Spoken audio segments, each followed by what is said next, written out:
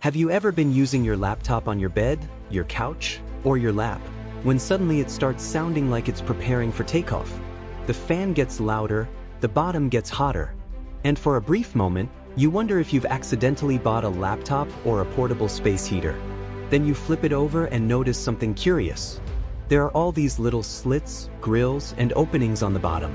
The air vents. But that seems like an odd place to put them, doesn't it? After all, the bottom is usually resting on a desk or a table or your lap or a pillow that's doing its very best to suffocate your computer. So why would engineers put the vents where they're so easy to block? Wouldn't it make more sense to put them on top where there's nothing in the way? As strange as it looks, there's a very good reason. The surprising part isn't that laptops have vents. It's why engineers deliberately put them in a place where they knew people would block them. That decision tells a much bigger story. Welcome to Past in Plain Sight. Today, we're uncovering the fascinating reason laptops have air vents on the bottom.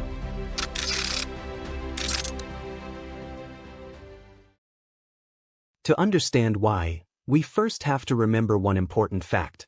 Computers get very hot. Every time your laptop's processor performs billions of calculations, it produces heat. Your graphics and memory chips produce heat. Even your battery warms up while charging. Your laptop is basically a tiny city full of hard-working electronic components, and they're all generating heat every second they're awake. Imagine trying to sprint while wearing 3 winter coats. Eventually, you're going to need some fresh air. Your laptop feels exactly the same way. Now, you might wonder, why not simply make computer parts that don't get hot? Engineers have been trying for decades.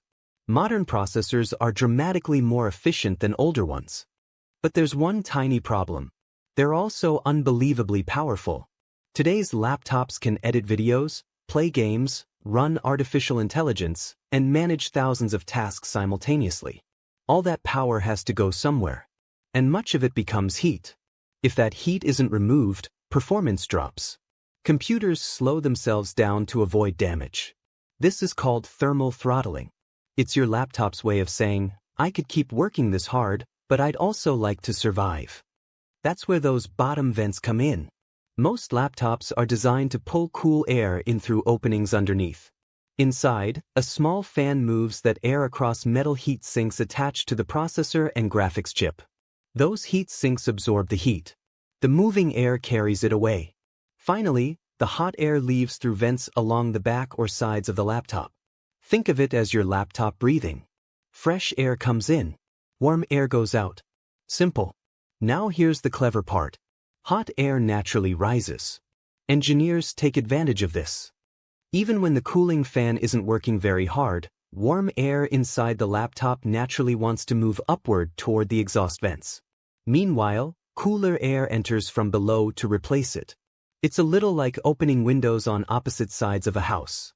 Air naturally wants to flow through. Physics is quietly helping your laptop cool itself. This explains why using a laptop on a soft blanket isn't always a great idea.